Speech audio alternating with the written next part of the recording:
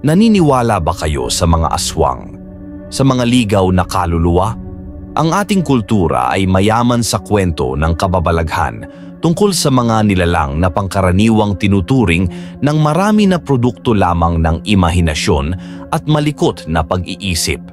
Pero ano ang gagawin mo kung isang araw ay mapatunayan mo mismo na totoo ang mga kwento at magising ka na nasa gitna ka at napapalibutan ng mga nilalang na pinapanalangin mong sa bangungot mo lamang makikita? Bago ang lahat ay huwag pong kalimutang mag-subscribe, like, comment at itik nyo na din ang notification bell upang lagi kayong updated sa mga bagong kwento dito sa Sakmal sa Dilim.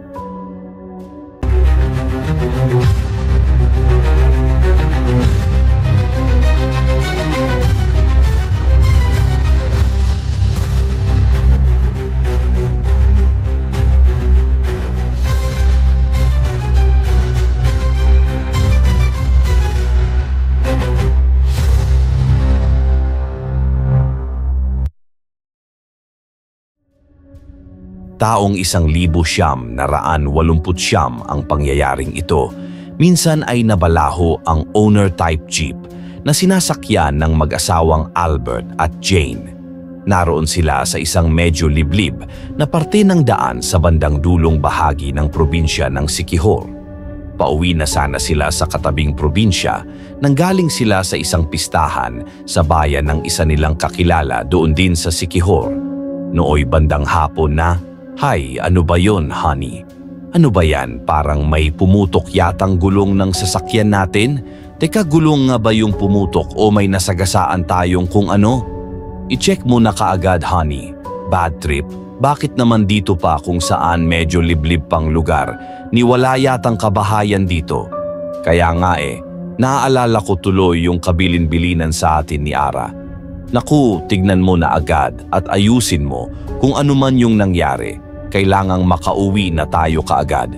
Hindi tayo dapat maabutan ng pagkagat ng dilim dito.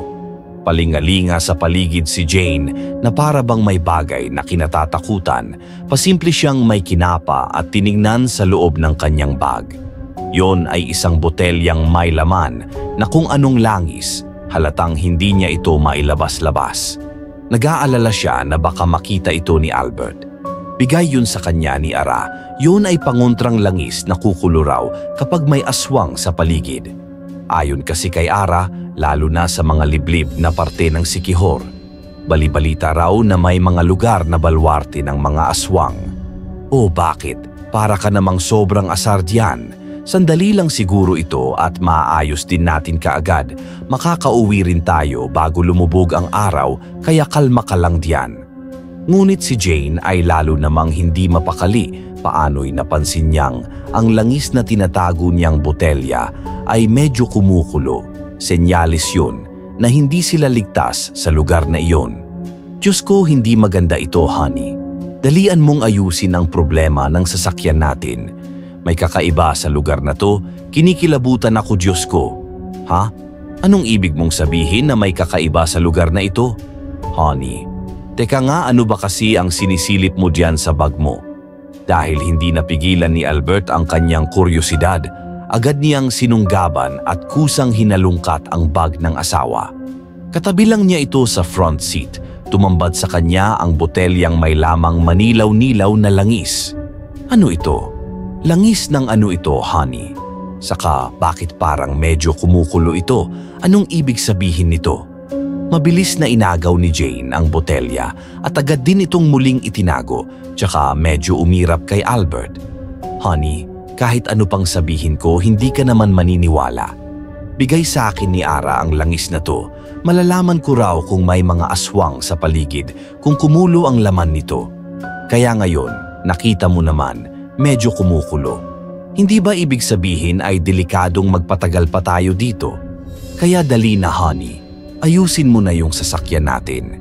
Hindi ako papayag na abutan tayo ng dilim dito. Aswang? Nagpapaniwala ka na naman sa mga kwento o sabi-sabi ng mga tao doon sa Bicol. Saka nandito na tayo sa Siquijor, tinatakot mo lang ang sarili mo diyan sa langis na iyan. Sa alinsangan ng panahon ngayon, talagang medyo kukulo ang laman niyan. Kung ako sa'yo ay itapon mo na lang yan. Baka sa halip medium pala yan kaya tayo minamalas ngayon. Aagawin sana ulit ni Albert ang botelyang may langis mula kay Jane, ngunit umiwas ang huli. Ay hindi honey, hindi ko ito itatapon. Paano kung totoo yung mga sinasabi sa akin ni Ara? Mabuti nang may bagay tayong magpapaalala sa atin na dapat tayong mag-ingat. Heto nga, pinabaunan din ako ni Ara ng mga bawang, asin at ilang tangkay ng makabuhay na pangontra at pantaboy raw ng mga aswang. Nandito lahat sa bag ko. Sa katandaan mong 2 buwang buntis ako ha. Alam mo bang matalas ang pang-amoy ng mga aswang sa mga buntis? Bahala ka nga dyan, honey. Saka may revolver naman ako rito kung sakaling may magtangka sa atin dito ng masama. Hindi aswang ang dapat nating katakutan, kundi mga taong masasamang loob sa liblib na parting ito ng daan.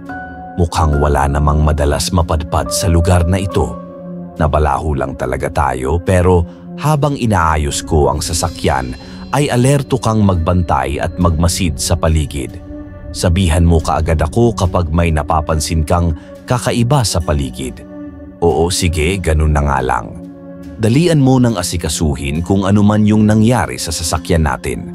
Ay teka, naglabas si Jane mula sa kanyang bag ng ilang piraso ng bawang, nagbalot ng kaunting asin at kumuha ng isang tangkay ng makabuhay at sa pilitang isiniksik ang mga yon sa bulsa ni Albert. Oh, heto honey, mabuti nang may pangontra ka rin. Huwag mo nang tanggihan, hayaan mo na. Sa naniniwala ka man sa mga aswang o hindi, mas maigi na yung nakahanda tayo. Kung sa bagay, o siya sige na, aayusin ko na kung ano man ang aberyang ito sa sasakyan natin. Basta huwag ka na lang bababa muna. Diyan ka na lang magmasid-masid sa paligid. Samantala, sa di kalayuan sa kinaroroonan ng mag-asawa, wala silang kamalay-malay na may isang matandang lalaki ang biglang sumulpot sa likod ng malagong halaman sa may gilid ng maalikabok na daan. Mga nasa edad 60 pataas ito at lihim nitong pinagmamasdan ang ginagawa ng mag-asawa. Malalim ang mga titig nito at namutawi mula sa mga labi nito ang isang makahulugang ngisi. May ibinulong ito sa sarili, malas na lang ninyong mag-asawa, hindi na kayo dapat napadpad pa rito. Hindi ninyo alam kung anong lugar ang kinaroroonan ninyo. Babalaan ko ba kayo o hindi na? Siguro dapat din ninyong maranasan ang naranasan namin ni Laura. Hindi naman kalayuan sa matandang lalaking yon ay lumitaw ang tinutukoy nitong asawa na mga nasa 55 anyos na si Aling Laura. Nagtatago lang din ito sa malagong mga halaman at tila binabantayan ang bawat kilos ng asawa. Panakanaka rin nitong pinagmamasdan ang mag-asawang Albert at Jane. Maging ito ay may ibinubulong sa sarili ang tonyong to. Ano na naman kayang binabalak sa mag-asawang yon? Baka ulitin na naman nito yung ginawa nito sa 2 babaeng napadpad dito nung 1 taon. Naku, kailangan kong balaan ang mag-asawang yon. Ngayon ay hindi na magtatagumpay si Tonyo. Walang ano-ano'y nagtago si Aling Laura sa mga halaman. Ganon din ang ginawa ni Mang Tonyo. Halos magkasunod lang sila, gumalaw-galaw ang mga malalagong mga halaman at napansin ito ni Jane. Anong meron sa mga halaman sa banda doon? Bakit biglang nagsisigalawan? Naku, baka may mga aswang na nagmamasid sa amin sa paligid. Natatarantang muling kinapa at tiningnan ni Jane ang botelyang may langis sa kanyang bag. Lumarawan sa nanlalaki niyang mga mata ang takot at pangamba.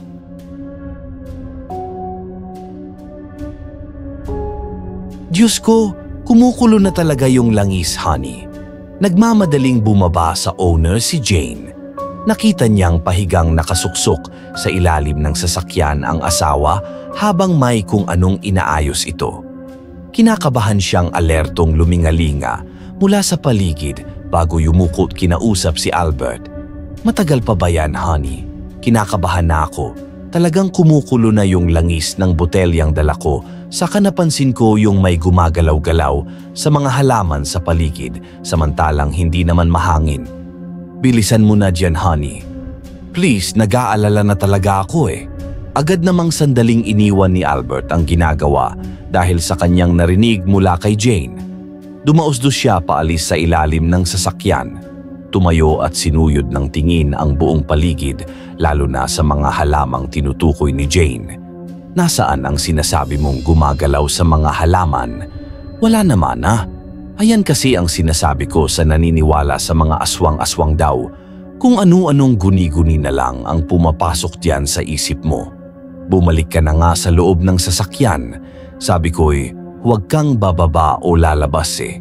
Biglang natigilan at gulat na napatulala si Albert nang sa may likuran ni Jane ay napansin niyang may matandang babae na pala doon. Si Aling Laura yon na bigla ring nagsalita.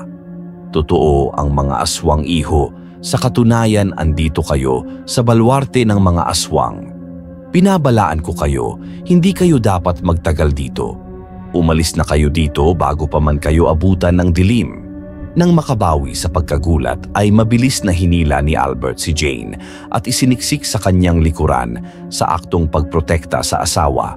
Si Jane naman ay halatang talagang kinikilabutan at kinakabahan habang napapatitig sa hawak na botelyang kumukulo pa rin ang lamang langis. Sumagi rin sa isip ni Albert ang dala niyang revolver. Mabilis niya itong hinugot mula sa kanyang bewang at itinutok kay Aling Laura.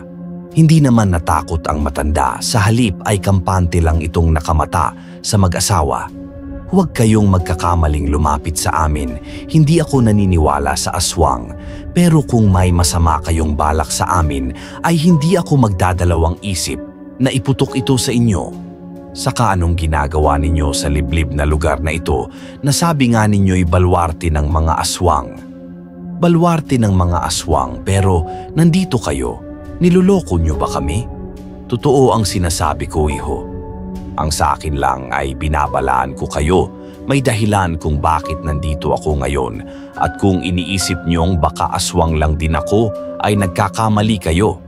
Kung aswang ako'y bakit ko pa kayo babalaan? Saka isa pa nga pala, hindi lang mga aswang ang nagtatago sa paligid-ligid. May mga ligaw na mga kaluluwa din na handa kayong ipahamak sa mga aswang, kaya gawin niyo ang lahat ng paraan para makaalis kayo kaagad dito. Ngunit hindi pa rin kumbinsido si Albert. Kalokohan, huwag ninyo kaming takutin. Saka kahit hindi ninyo sabihin iyan, ay talagang kailangan naming makauwi sa lalong madaling panahon. At wala rin talaga kaming balak magpagabi sa liblib na lugar na ito. Ni halos walang mga kabahayan dito na pwede pansamantalang matutuluyan.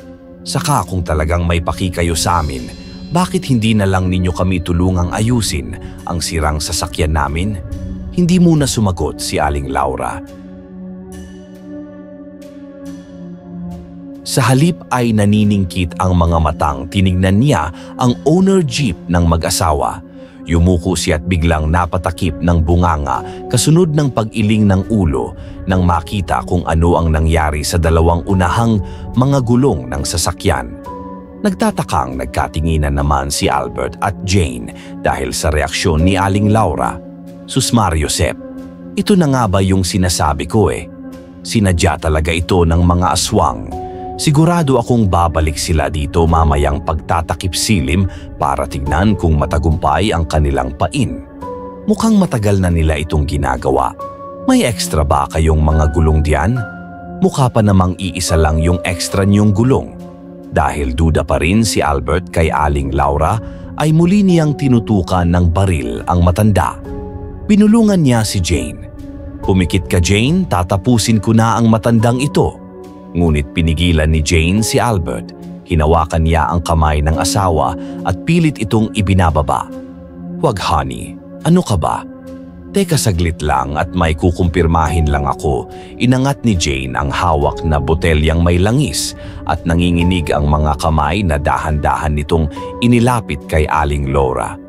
Kanina pa ay malakas ang pagkulo ng langis pero nang mailapit ni Jane ang botelya kay Aling Laura ay katakatakang bigla itong huminto sa pagkulo. Naguluhan siya sa kakatwang reaksyon ng langis kung kaya't inulit-ulit pa niyang ilayo at ilapit ang botelya kay Aling Laura. Ngunit paulit-ulit na ganun lang din ang nangyayari sa tuwing ididikit niya ang botelya ay tumitigil ang pagkulo ng langis. Sabi kong, hindi ako aswang iha. Andito ako para tulungan kayong makaalis kaagad sa lugar na ito. Kung bakit kumukulo ang langis kapag inilalayo mo sa akin ay dahil may ilan ng mga aswang na nasa paligid at nagmamasid lang. Agad-agad din silang sasalakay nang hindi niyo aakalain sa oras na kumagat ang dilim. At kapag sumalakay sila, hinding-hindi na ninyo sila matatakasan pa. Nangingilabot na napatingin si Jane kay Albert. Si Albert naman ay mapait na napapangiwi dahil sa mga sinasabi ni Aling Laura. Sa mga mata niya'y halatang naiinis siya dahil ayaw niyang matakot sa mga sinasabi ng matanda. Kaya naman ay muli niyang inangat ang baril at mariing itinutok ito sa may sentido mismo ni Aling Laura. Bakit parang napakarami ninyong alam ha? Siguro ay kasabwat din ninyo ang mga aswang. Nagpapanggap lang kayo na kunwari tutulungan ninyo kami at babalaan para matuliro kami dahil sa takot. Para hindi kami makapag-isip ng maayos at para lalo kaming hindi makatakas. Honey, pumikit ka at tatapusin ko na talaga ang matandang ito. Napapikit ng mariin si Jane pero tinatangka pa rin naman niyang pigilan si Albert. Napangisi naman ng mapakla si Aling Laura pero sinikap pa rin niyang intindihin si Albert. Parang alam niya ang dahilan ng pagkakaganon ng lalaki. Ayos lang na pagdudahan mo ako iho, hindi kita masisisi. Pero huwag ka sanang padalos-dalos sa sitwasyon ninyo ngayon. Alam ninyo buhay ninyo ang nakataya dito. Kung ako lang, wala naman akong pakialam pa sa inyong mag-asawa. Pero kasi ay ayaw ko na sanang patuloy na marami pang mabiktima ang mga tusong aswang dito. Kaya hayaan ninyo na lang na tulungan ko kayong makatakas. Wala na tayong kailangang aksayahin pang panahon. Nasa peligro ang mga buhay nyo. Tama, honey. Huwag kang padalos-dalos.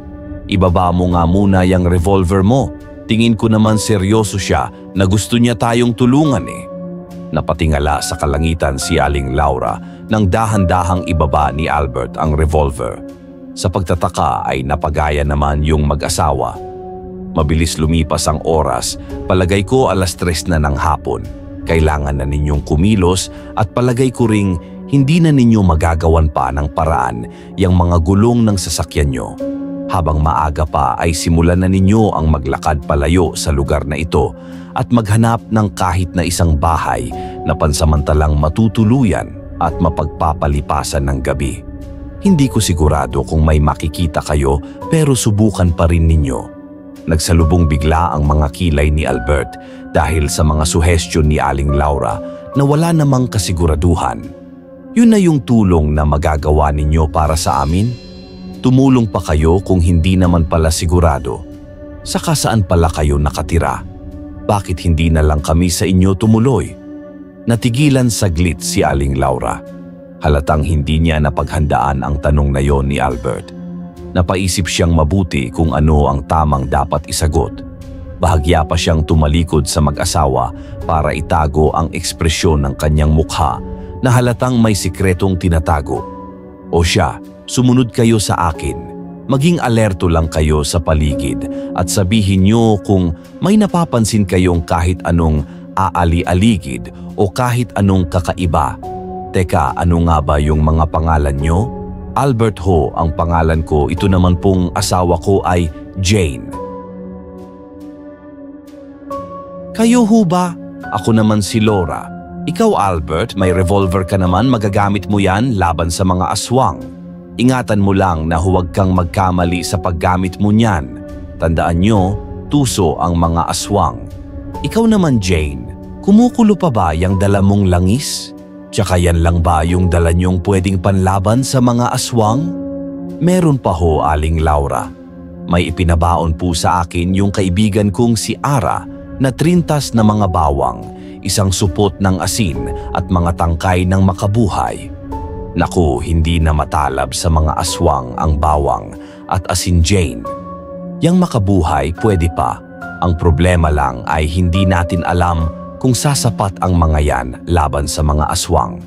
Hindi kasi natin alam kung gaano karami ang magdadagsaan sa lugar na to mamayang pagsapit ng takip silim.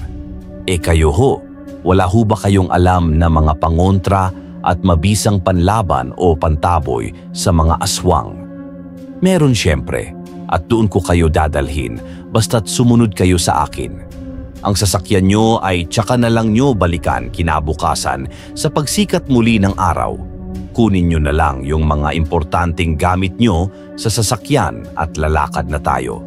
Sumunod naman ang mag-asawa sa utos ni Aling Laura pagkakuha nila ng mahahalagang mga gamit at ng mga dala nilang pagkain na galing pa sa pistahan. Sinimulan na nga nila ang paglalakad. Ang direksyon nila ay papasok sa loob ng kakahuyan. Teka lang ho, Aling Laura, papasok po tayo dyan sa loob ng kakahuyan? Balak nyo ba kaming dalhin mismo sa mga aswang? Hinila ni Albert si Jane at nagsimula silang humakbang paatras. Hindi, honey, hindi tayo sasama sa kanya. Mukhang ipapahamak lang niya tayo lalo. Nagdalawang isip bigla si Jane habang papalit-palit ang tingin sa kakahuyan at kay Aling Laura. Unti-unting gumapang sa sistema niya ang pangamba. Naku, oo nga no. Bakit nga pala papasok tayo sa kakahuyang yan na mukha namang masukal? Huwag ho ninyong sabihin, Aling Laura, na sa loob ng kakahuyang yan matatagpuan yung bahay nyo. Balak nyo yata kaming iligaw sa loob ng kakahuyan para mas madali kaming mahuli ng mga aswang. Malay ba namin at baka dyan pala mismo sa kakahuyang yan namumugad at nag-aabang ang mga yon. Sa puntong ito ay hindi na naitago ni Aling Laura ang inis sa mag-asawa. Hay bahala nga kayo, may alam akong shortcut na kailangang dumaan sa kakahuyang yan. May munting ilog din dyan na magsisilbi ninyong proteksyon laban sa mga aswang kapag kumagat ang dilim. Ang mga aswang dito'y takot sa tubig sa gabi. Pero kung duda pa rin kayo sa akin, ay bahala na kayo. Gawin nyo ang paraang alam nyo. Tignan natin kung hanggang saan kayo dadalhin niyang revolver, langis at tangkay ng makabuhay nyo kapag aktwal na kayong napaharap sa mababangis na mga aswang. Matapos magsalita ni Aling Laura ay hindi kaagad nakasagot sina Albert at Jane. Saglit muna silang tumabi sa isang malapad na puno at pabulong na nag-usap. Anong gagawin natin, honey? Parang gusto kong maniwala sa sinasabi niya pero natatakot naman akong pumasok dyan sa kakahuyan. Hindi nga kumukulo ang langis kay Aling Laura na senyales na hindi talaga siya aswang. Pero paano nga kung kabaliktaran pala sa inaakala natin ang pagtulong niya? Hindi ko rin alam kung magtitiwala ba tayo sa kanya o ano. Oo, hindi ako naniniwala sa mga aswang pero mukhang may punto naman ang mga sinabi niya. Hanggang saan nga kaya tayo dadalhin ng baril lang at ng mga dala mong sabi mo ay pangontra at pantaboy ng mga aswang? Sasama ba tayo sa kanya sa loob ng kakahuyan? Sige, bahala na, pero oras na mapatunayan kong pakanalang niya ang lahat ay pasasabugin ko talaga ang bao ng ulo niya sa pamamagitan ng revolver ko. Ngunit nang haharapin na sanang muli ng mag-asawa si Aling Laura ay natuklasan ng dalawa na wala na pala ito sa paligid. Aling Laura, nasaan ka? Aling Laura, mukhang tuluyan niya na tayong iniwanan. Pero bale, mas tamang umasa na lang tayo sa paraang alam natin. May ilang survival kits naman tayong dala. Aswang-aswang, hindi totoo ang mga aswang. Kung bakit kumukulo ang langis na dala mo ay dahil lang siguro sa ligaw ng mga kaluluwa rito. Pumasok na nga lang tayo sa kakahuyan at pansamantala tayong magtayo ng tent. Medyo hindi nagustuhan ni Jane ang gustong mangyari ni Albert. Napasimangot siya at bahagyang nagdabog na parang bata. Kasi naman bakit ba kasi dito tayo nabalaho? Nakakatakot naman dito, Diyos ko. Tignan mo nga, honey, grabe pa rin yung pagkulo ng langis ng botelyang to. Hindi ako mapapakali hanggat kumukulo ito. Wala na bang ibang paraan para makaalis tayo dito? Baka may mahanap pa tayong kahit isang bahay dito, honey. Palagay ko kahit papaano may ibang tao pa ring nakatira dito na hindi aswang. Sige, honey, subukan na nating maghanap-hanap. Kapag wala ay magtayo na lang talaga tayo ng tent. May mga pagkain din naman tayong nadala, sapat na yon hanggang bukas. Sinimulan na ngang maglakad-lakad ng dalawa sa kahabaan ng daan, sa gilid ng kakahuyan para maghanap ng kahit isang bahay. Nooy pasado 3:00 na ng hapon, ibig sabihin ay may 2 oras na lang at magsisimula na ang takipsilim. Nung una habang naglalakad sila ay wala pa namang kakaiba sa paligid, pero habang tumatagal ay unti-unti nang dumadalas ang mga kaluskos mula sa kung saan-saan. Alerto tuloy silang palingalinga. Grabe naman yung mga kaluskos na yon, honey. Kinakabahan na talaga ako. Mukhang hindi lang talaga tayo ang nandito. Malamang may mga nilalang na nagmamasid sa atin. Diyos ko, mga aswang na siguro ang mga yon. Kumalma ka nga, Jane, at huwag iyang mga aswang na yan ang iniisip mo. Saka kung totoo man sila ay lagot sila sa baril ko. Huwag kang mag-alala, poprotektahan kita. Marami kaya akong dalang bala. Kakayanin mo naman kaya kung maraming aswang yung makakaharap natin? Ang alam ko'y maliliksi ang mga aswang. Kung may pangontra sa kanila, hindi baril kundi latigo o buntot pagi. Kaso wala naman tayong dalang ganun eh. Mga makabuhay lang yung meron tayo. Teka nga't isuot nga natin yung mga tangkay ng mga makabuhay dito at hugis pulseras na kwintas. Nasabi ni Ara ay takot daw lumapit ang mga aswang sa kahit anong parte ng baging ng makabuhay. Ayaw din nila ng amoy nito. Matapos makapagsuot ng mga tangkay na makabuhay ay itinuloy ng mag-asawa ang paghahanap ng bahay, ngunit bigo silang makakita ng kahit isa. Pero nang mga bandang 4:00 na ay may namataan silang isang lumang sasakyan. Isang lumang modelo ng owner jeep na parabang sinadyang iwanan doon at hindi na kailanman binalikan. Nakadikit ito sa parang malaking tumpok na mga baging na mistulang munting burol. Ang mga baging na iyon ay gumapang na rin sa sasakyan. Maingat na nilapitan ito ng mag-asawa. Si Albert ang nangahas na silipin ang loob nito habang hawak-hawak ang kanyang revolver. Ganun na lamang ang pagkagulat ni Albert nang biglang may dumungaw sa kanya mula sa driver's seat ng lumang sasakyan. Iyon ay walang iba kundi si Mang Tonyo na asawa mismo ni Aling Laura. Anong ginagawa ninyo rito? Narito na pala kayo. Handa na ba kayong makakita ng mga aswang, ha? Hindi ho totoo ang mga aswang. Saka, sino ho ba kayo at ano ang ginagawa ninyo rito sa lumang sasakyang ito? Masama bang manatili ako rito sa sasakyan namin ng asawa ko? Hindi ka pala naniniwala sa mga aswang, pues panahon na para malaman mong totoo sila. Habang tinututukan ni Albert ng revolver si Mang Tonyo, ay pasimple namang nilabas ni Jane ang dala niyang botelya ng langis. Sinikap niyang medyo ilapit ito sa direksyon ng matandang kaduda-duda ang pagkatao dahil sa mga ngipin nitong maiitim. Napansin niyang katulad ng ginawa niya dati kay Aling Laura ay biglang huminto ito sa pagkulo. Sinubukan din niyang maglabas ng tangkay ng makabuhay, namutol ng kaunti at nilabas sa direksyon ng walang kamalay-malay na si Mang Tonyo, pero hindi man lang naano ang matanda. Senyales na hindi rin ito isang aswang tulad ni Aling Laura. Ang tanging reaksyon nito ay pagkagulat dahil sa biglang paghagis ni Jane. Ano ito? Tangkay ng makabuhay. Inaakala niyo bang aswang ako? Nagkakamali kayo pero maya-maya lang ay makakakita rin kayo ng totoong aswang. Excited na ako sa magaganap. Teka ho, anoong ibig ninyong sabihin? Bakit parang masaya pa kayo kung may mga aswang? Nasabi ninyo maya-maya lang ay maglalabasan. Baliw ba kayo?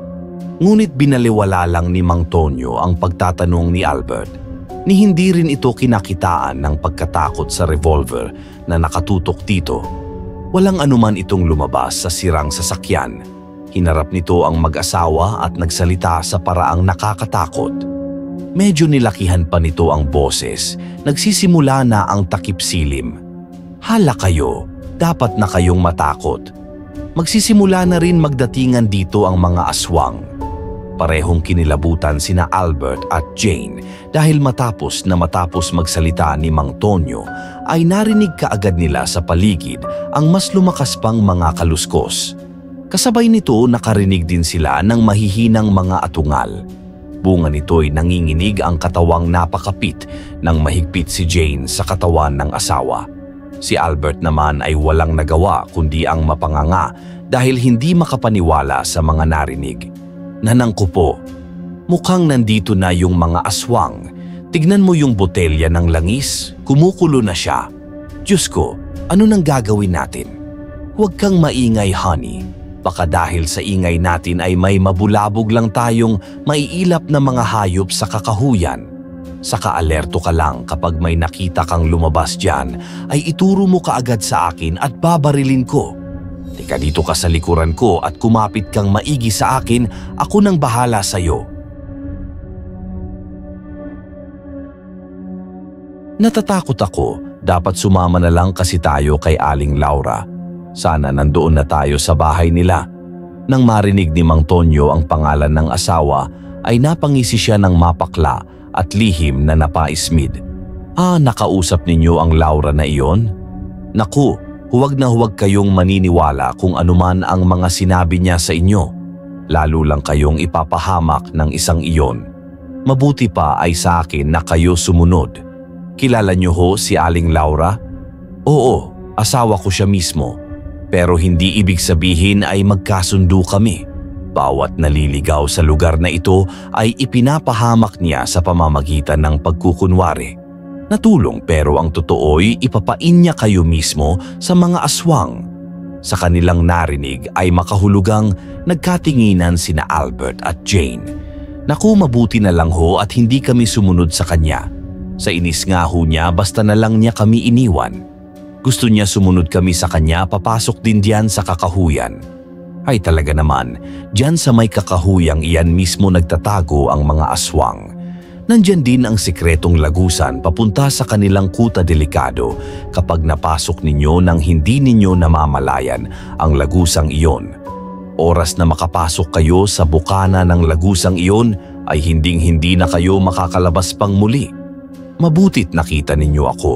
Sa akin kayo dapat sumunod. Mang Tonyo, saan ho ba tayo pupunta?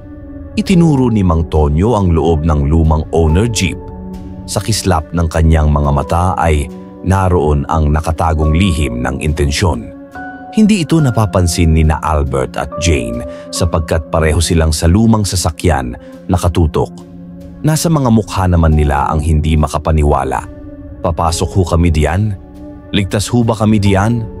Kung ako sa inyo ay papasok na lang ako nang wala ng tanong-tanong o duda. Naririnig nyo naman, naglalabasan na ang mga aswang mula sa kakahuyan. Magmadali na kayo, ako ang bahalang protektahan kayo. Kami ng asawa ko ay dyan lang din nagtatago. Kita nyo naman maraming mga baging na gumagapang sa paligid. Itatakip ko lang sa buong owner jeep at hindi na pag-aaksayahan pa ng mga aswang na lumapit. Muling nag-usap sa mga mata sina Albert at Jane. At nang mapansin nilang may mga anino na ng mga aswang na nagsisimulang maglitawan sa kakahuyan ay nataranta na sila. Lalo na si Albert na nooy kinikita na rin ng pagkatakot.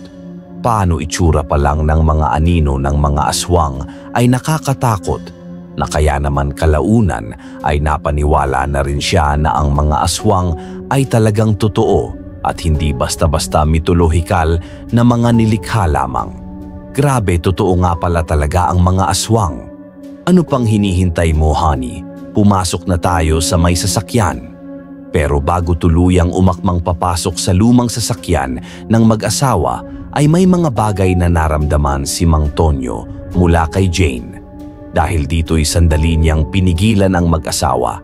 Teka sandali. Tanggalin pala muna ninyo ang mga pangontrang daladala ninyo. Hindi ninyo pwedeng dalhin iyan sa loob ng sasakyan. Ganito alisin ninyo ang suot ninyong mga makabuhay at ang dala ninyong mga bawang at asin. Iwan na lang natin sa palibot nitong sasakyan bilang proteksyon at para lalong hindi sila lumapit dito. Pati iyang dala ninyong langis at revolver ay itabi na lang ninyo dito sa labas ng sasakyan. Unay, nagdadalawang isip pa sina Albert at Jane pero dahil sa paliwanag ni Mang Tonyo ay nakuha rin nilang maniwala rito. Kailangan nga nila ng pantaboy sa labas ng sasakyan para hindi na sila gambalain pa ng mga aswang. Ngunit nang nasa akto ng susundin nila ang bilin ni Mang Tonyo ay siya namang biglang pagsulpot ni Aling Laura sa eksena. Nagulat na lang ang mag-asawa ng aktwal nilang matiyempuhan ang biglaang pagsulpot na yon ni Aling Laura. Huwag niyong susundin ang sinasabi niya. Mabilis na pinulot ni Aling Laura sa isang tabi ang isang malaking sanga ng puno na namataan niyang nakakalat sa damuhan.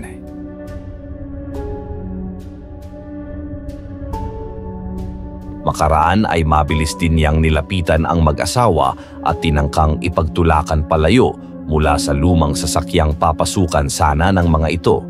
Nagpapalagsana si Mang Tonyo para pigilan ang tangkang gawin ni Aling Laura at inambahan nito ang huli ng hawak nitong malaking mga sanga ng puno.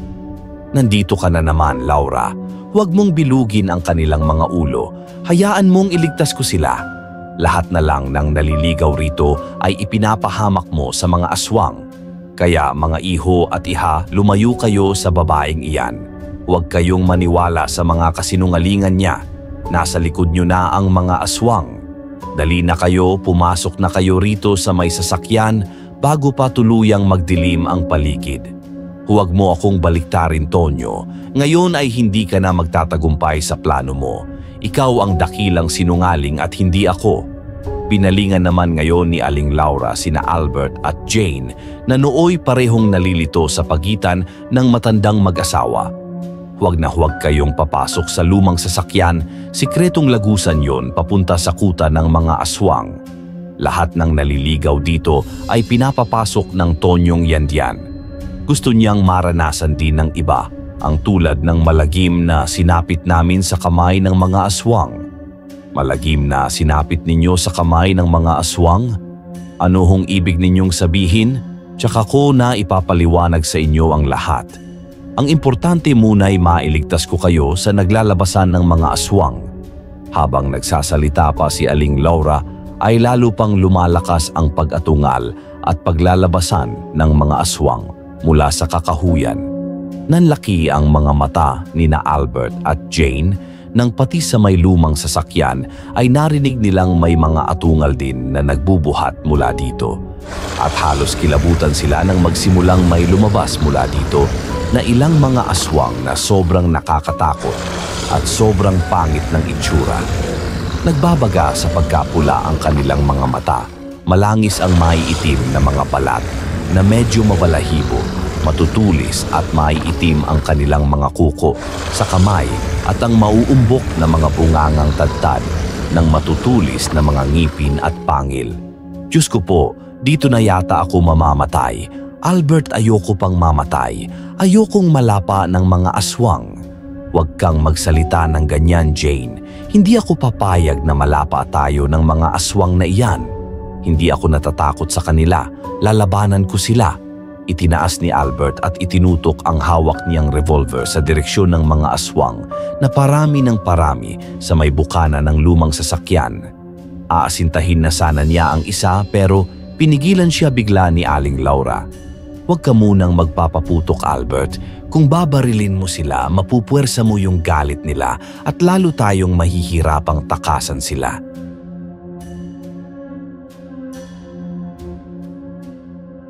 Kumalma muna kayo at huwag niyong ipapakitang natatakot kayo. Itago niyo muna at mag-isip kayo ng malinaw. Pero paano po kung bigla silang sumugod, hindi ko pa rin po ba sila babarilin?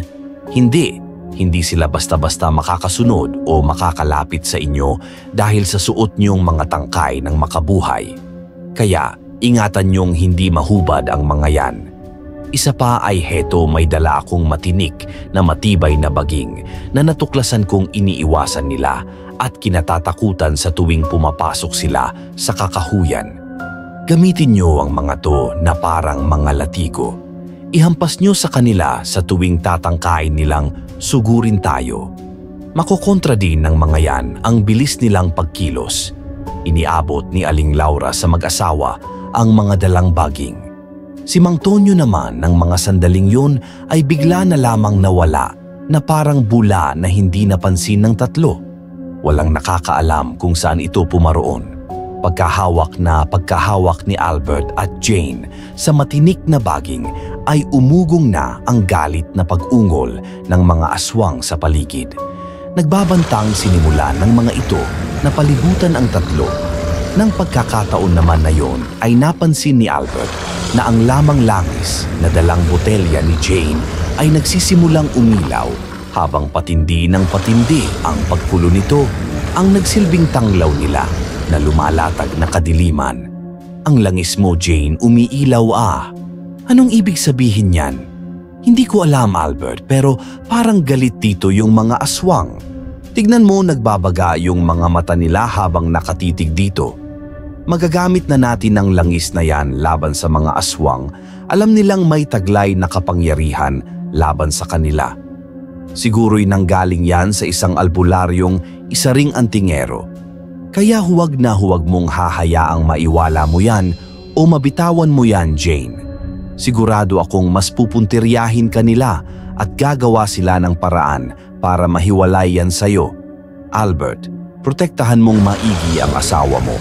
Nagsimula na ngang sumugod ang mga aswang kila Albert at Jane. Halatang gigil na gigil silang manglapa, pero ingat naman ang mga ito sa paglapit dahil sa suot na mga makabuhay ng mag-asawa. Idagdag pang may mga hawak silang matitinik na panghampas na mga baging at may proteksyon din silang nagliliwanag na langis ni Jane. Habang tumatagal ay lalong nagiging mapangahas ang tangkang pagsugod ng mga aswang. Dahil dito'y dinamba ng matinding kaba ang mag-asawa. Napansin din nilang parang walang ginagawa si Aling Laura para itaboy ang mga aswang. Wala rin itong hawak na panghampas na mga baging. Isa pa, parang hindi ito pinapansin ng mga aswang. Aling Laura, bakit parang wala ho kayong ginagawa? Tulungan nyo kaming itaboy ang mga aswang na ito. Talaga lang hubang ganito ang gagawin namin? Mag-concentrate lang kayo sa paghampas sa mga aswang na yan, iho. Pasensya na pero hindi ako nakikita ng mga aswang na yan. Ano ho? Hindi kayo nakikita? Pero bakit ho? Anong ibig ninyong sabihin? Dahil sa pakikipag-usap ni Albert kay Aling Laura ay may mga aswang na sinamantala ang pagkaataon. Pabiglang dinakma si Jane. Naalerto si Albert kaya mabilis niyang hinila ang kamay ni Jane. Kasabay nito'y galit niyang pinaghahampas ang mga oportunistang mga aswang na gigil.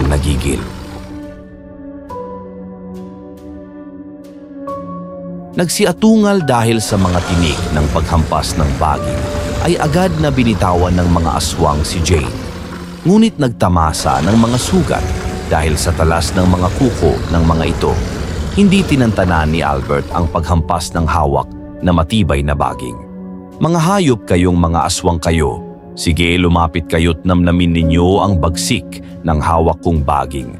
At kapag napuno ako sa inyo, pasasabugin ko na talaga ang mga bao ng mga ulo ninyo. Sa sinabi ni Albert ay sabay-sabay na umugong ang naiinis na mga desperadong mga aswang. Kitang-kita ni Albert at Jane na nanginginig ang mga kamay ng mga ito at atat na talagang mangalmot at mangluray ng kalamnan.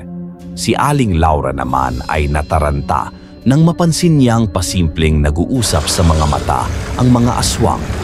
Natutunugan niya ang binabalak ng mga ito kaya naman bumaling siya sa mag-asawa. Albert, Jane, magpakatatag kayo. Ituloy niyo lang ang paghampas-hampas ng mga hawak niyong baging pagkatapos ay sundan niyo ako. Saan ho tayo pupunta, Aling Laura? Papasok tayo sa kakahuyan. Kailangan nating makarating sa ilog doon. Hindi na kayo maaano ng mga aswang na yan doon. Takot sila sa umaagos na tubig. Unay nag-alinlangan pa ang mag-asawa. Naisip kasi nila bigla ang sinabi sa kanila ni Mang Tonyo. Pero naisip din nila na ang totoong kuta ng mga aswang ay wala sa kakahuyan kundi karugtong ng lagusang nakatago sa lumang sasakyang natatakpan ng mga baging. Kaya naman sa huli, sumunod din ang mag-asawa kay Aling Laura na nagpatiuna ng lumakad papasok sa kakahuyan na hindi man lang pinapansin ng mga aswang. Ipinagtataka yon ng mag-asawa at anuman ang naglalarong mga katanungan sa kanilang isipan ay tinago na lang muna nila. Nagsimulang umusad sina Albert at Jane patungo sa direksyon ni Aling Laura habang hinahawi ang nakapalibot sa kanilang mga aswang gamit ang hawak nilang matinik na mga baging. Nang mapagtanto ng mga aswang ang tinatahak nilang direksyon, ay gumawa ng paraan ang mga ito para pigilan ang mag-asawa na makarating sa ilog. Naging lalo silang mapangahas at tiniis ang mga hampas na tumama sa kanila. Grupo-grupo silang sumugod. Diyos ko, Albert, parang ayaw nila tayong makarating sa ilog. Lalo silang nagiging agresibo. Ang hirap naman nito, napapagod na ako sa paghampas. Kaya ba natin ito, Albert? Hindi tayo pwedeng sumuko, Jane. Ituloy mo lang ang paghampas. Gusto ko pang masilayan ang magiging baby natin. Bubuo pa tayo ng pamilya, malalagpasan din natin ito, magtiwala ka lang. Naiyak na lamang si Jane sa kanilang mahirap na sitwasyon, ngunit dahil sa determinasyon ng asawa, kahit todong nanginginig ang kanyang katawan, ay sinikap niyang magpakatatag. Nilabanan niya ang kanyang takot sa mga aswang. Patuloy silang umabante pasunod kay Aling Laura na nooy malapit na rin sa ilog. Nakita nilang nauna na itong lumusong sa tubig. Kinawayan sila nito at sumenyas na magpursigi pa sila at magmadali. Ayun na ang ilog, Jane. Natatanaw ko na nandun na si Aling Laura. Kaunti na lang ay makakarating na rin tayo. Ay salamat naman, talagang pagod na ako, Albert. Nagsisimula ng manlata yung katawan ko. Kaunting tiis na lang, honey. Kaunting-kaunti na lang. Ngunit kung kailan malapit na sila ay saka naman tinudo ng mga aswang ang sabayan at pinakamapangahas nilang pagsugod. Talagang buwis buhay ang ilan para mapigilan sila at dito na napilitang gamitin ni Albert ang kanyang revolver. Nilundag bigla ng isang aswang si Jane at sinikap nitong lapain sana siya, pero namilipit lang ang buong katawan nito dahil sa sunod-sunod na hampas ng mga baging ng mag-asawa. Halos umusok din ang buong katawan nito na parang nasusunog. Mabilis na tinulungan ni Albert si Jane para agad na makatayo. Akala ko malala pa na ako, Albert. Akala ko katapusan ko na. Nang mapansin ni Albert na tatangkaing lundagin din siya ng dalawang aswang, ay mabilis na niyang pinaputukan ang mga to sa mismong dibdib. Bunga nito, nagulat at napaatras ang ibang mga aswang nang makita nilang may dugo ang bumulagta sa kanilang mga kasama. Ngunit sa halip na matakot ay lalo namang nag-ulol ang mga ito sa galit. Umugong ang malakas nilang pag-atungal, ngunit tila isang pagkakamali ang ginawang yun ni Albert. Naging hudyat yun para sabay na lumundag, pasugod sa kanila ang mga aswang. Wala nang nagawa si Albert kundi ang sunod-sunod silang paputukan. Sa puntong ito'y naalerto si Aling Laura, kaya naman binalikan niya ang mag-asawa. Una niyang inalalayan si Jane na nooy kulang na lang ay gusto nang lumupasay sa damuhan sa sobrang pagod at kabang nararamdaman. Kailangan na ninyong magmadaling makalusot sa ilog, Jane. Dahil sa pagpapaputok ni Albert ay hindi na kayo tatantanan ng mga aswang na yan hanggang sa maubos ang mga bala niya.